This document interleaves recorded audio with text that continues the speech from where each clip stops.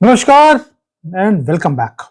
पाकिस्तान की किस्मत में सिर्फ चाटना लिखा है। वो क्या चाट सकते हैं मुझे कमेंट्स में डाल देना। मैं तो जूतों की बात बोल रहा था और मैं बोलता हूं कि भाई इनको चाटने की आदत है तो चाटो जहां तक नाली जाती है। क्यों बोल रहा हूं? ये वो कंट्री है जो गजवे हिंद की बात बोलती है हर रोज अपने चैनल्स के ऊपर बैठकर, और उसके बाद हमारे यहां पे बोलते हैं कि गजबे हिंद करेंगे और किसी और को बोलते हैं माई बाप हमें बचा लीजिए। आज बात करेंगे 6-0। ये जो बार बार क्रिकेट के मैच के ऊपर 6-0, मैंने कई बार आपको बताया था कि 6 बार इनकी मां का हलाला हुआ तो आसिम मुनीर जैसा एक धुरत पैदा हुआ, लेकिन 6 बार हलाले के बाद भी पैदा नहीं हुआ। 7वीं बार जो गली का जमादार आता है उससे हलाला करवाया गया तो ये पैदा हुआ। लेकिन ऑपरेशन सिंदूर में हमने इनके सिर्फ बंकर ही नहीं उड़ाए थे, इनकी बैकबोन को भी तोड़ा था।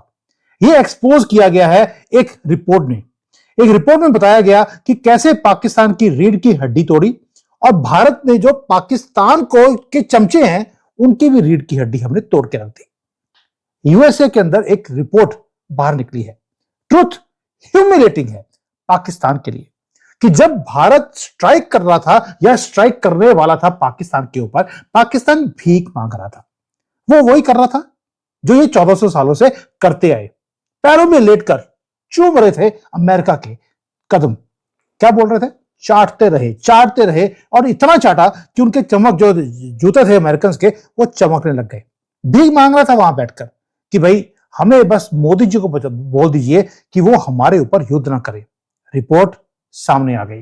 आज बात करेंगे दुश्मनों की, जिन्होंने 60 बार, ये जो 6-0 था, ये 6-0 का भी जो आंकड़ा है वो सामने आ गया आपके। 60 टाइम्स बार पाकिस्तान ने प्लीड किया रहम के लिए।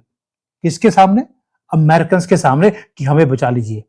और जो डिटेल्स हैं वो भी अमेरिका ने निकाल दिए।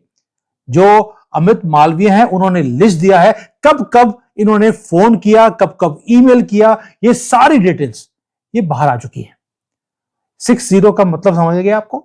60 बार इस्लामाबाद और रावलपिंडी ने भीख मांगी भारत से बचाने के लिए। और आज बात करेंगे देश के अंदर चाटुकारों की। उन्होंने भी एक नया टॉनिक निकाला है, वो भी दिखा देता हूं आपको। ये नया टॉनिक निकला है जो कांग्रेसी रोज सुबह उठकर पीते हैं, और इनके जो पिद्दी मीडिया है उन्होंने भी यही टॉनिक पीना शुरू कर दिया है। और इनके जो बॉस हैं पाकिस्तान वाले वो कदमों पे लेटे हुए हैं अमेरिका के। ये जो रिपोर्ट दिखाई आपको मैंने, इन्होंने किया क्या?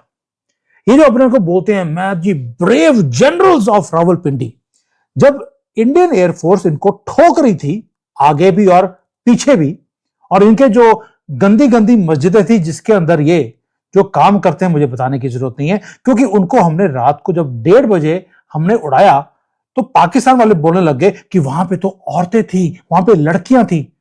तो मैंने जब वीडियो बनाया, एक बार टैग किया मैंने आसिम मुनीर को और इनके जितने भी पॉलिटिशियंस हैं कि भाई आपके तो दिन में लेडीज को मस्जिद में जाने की इजाजत नहीं होती, रात को 1:30 बजे वहां पर लड़कियां क्या कर रही थी, बच्चे क्या कर रहे थे? आंसर नहीं आया। उसके बाद इन्होंने बोलना बंद कर दिया कि वहां पे लड़कियां थी।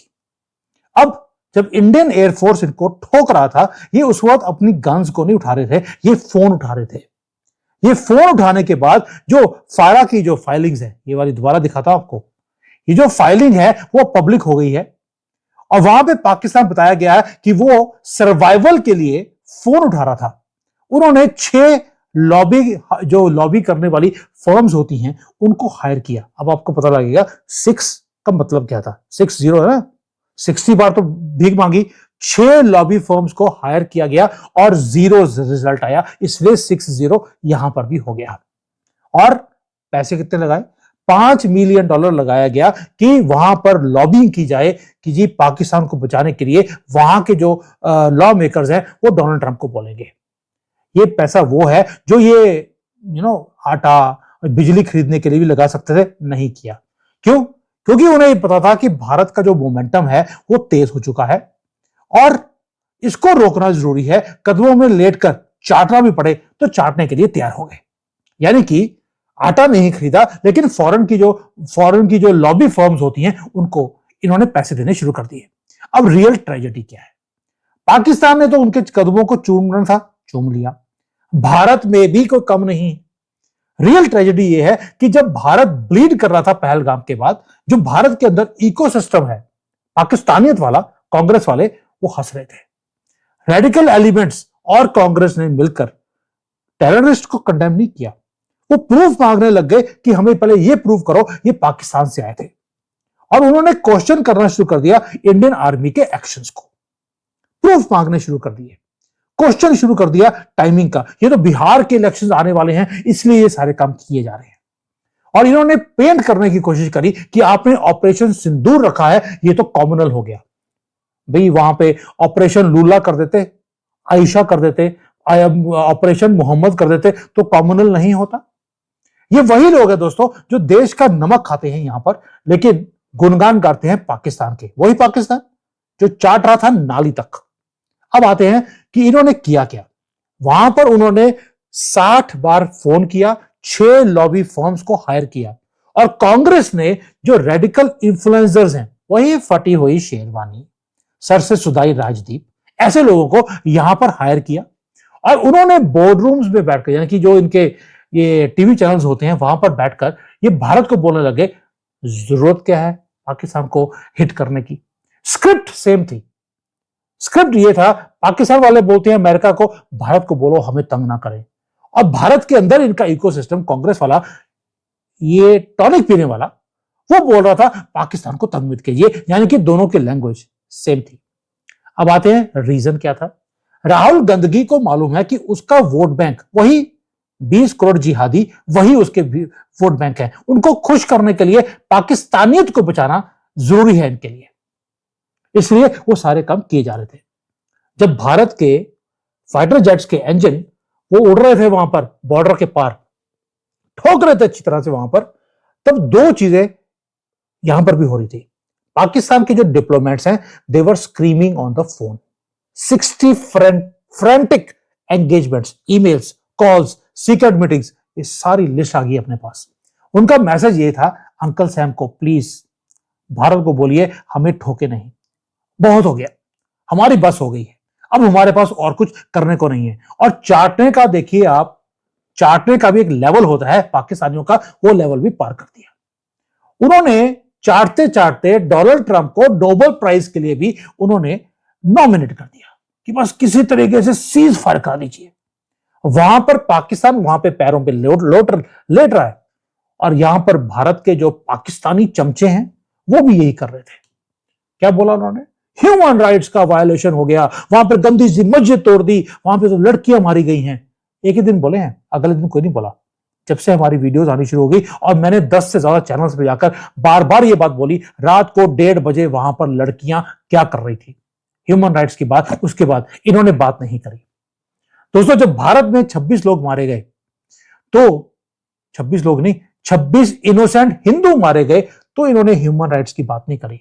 लेकिन वहां पर कॉकरोच मारे गए, लोग बोलते सर इनको कॉकरोचों से ही प्यार है।